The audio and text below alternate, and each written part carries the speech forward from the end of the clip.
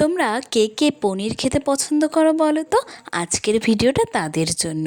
আজ তোমাদের সাথে শেয়ার করব পনিরের পাতুরির রেসিপি।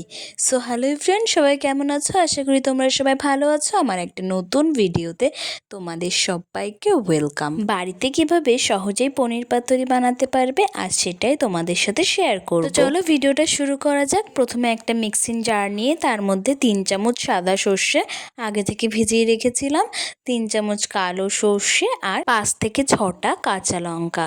এর মধ্যে কিছুটা জল দিয়ে বেশ ভালো করে একটা মিহি পেস্ট করে নেব। সমস্ত কিছু একসাথে ভালো করে একটা মিহি পেস্ট করে নিয়েছি। এদিকে পাতুরির জন্য সব থেকে বেশি আমাদের যেটা প্রয়োজন কলা পাতা, সেগুলোকে ভালো করে পরিষ্কার করে ধুয়ে নিয়েছি।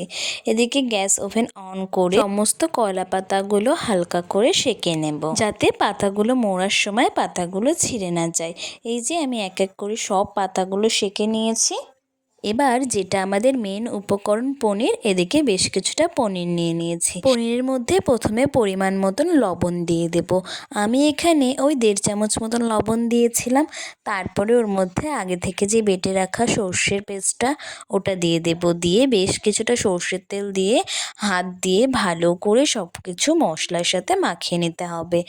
ভালো করে হাত দিয়ে মিহি করে মাখিয়ে নিয়েছি পুরো মশলার সাথে। এবার কলা পাতাগুলো এক এক করে নিয়ে নেব। কলা পাতার মধ্যে 2 থেকে 2.5 চামচ করে পনিরের মিশ্রণটা দিয়ে ওর মধ্যে একটা করে কাঁচা লঙ্কা দিয়ে ভালো করে পাতাটা মুড়ে নেব। তোমরা চাইলে সুতো দিয়ে বেঁধেও নিতে পারো, কিন্তু আমি এটা বাঁধিনি কারণ আমার পাতাগুলো বেশ নরম হয়ে গিয়েছিল। এবার ভালো করে প্রত্যেকটা একইভাবে আমি করে নেব। এই যে এক এক করে আমার সব পাতুরিগুলো কিন্তু রেডি হয়ে গিয়েছে। এবার গ্যাস ওভেন অন করে একটা ফ্রাই প্যান বসিয়ে দিয়েছি। ফ্রাই প্যানটা ভালো করে গরম হয়ে গেলে ওর মধ্যে বেশ কিছুটা সর্ষের তেল দিয়ে দিয়েছি।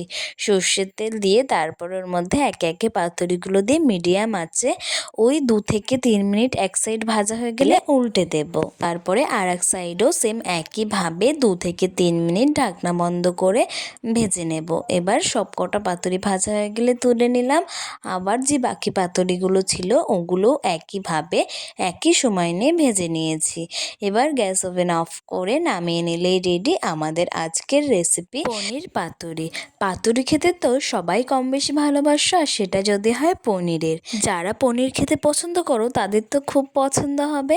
আর কারা কারা এই রেসিপিটা ট্রাই করেছো সেটাও আমাকে অবশ্যই কিন্তু জানিও। আর যারা এখনো ট্রাই করোনি তারাও কিন্তু অবশ্যই একবার বাড়িতে বানিয়ে দেখো। রেসিপিটা কেমন লাগলো সেটাও আমাকে কমেন্টে জানিও। এইরকম নতুন নতুন রান্নার ভিডিও পেতে হলে আমার ইউটিউব চ্যানেলটাকে সাবস্ক্রাইব করে রেখো, আর ফেসবুক থেকে দেখলে প্রোফাইলটাকে ফলো করে পাশে থেকো। আজকের মতন এটুকুই। সবাই ভালো থেকো, সুস্থ থেকো। কাল আবার কোনো নতুন ভিডিওতে তোমাদের সাথে দেখা হবে।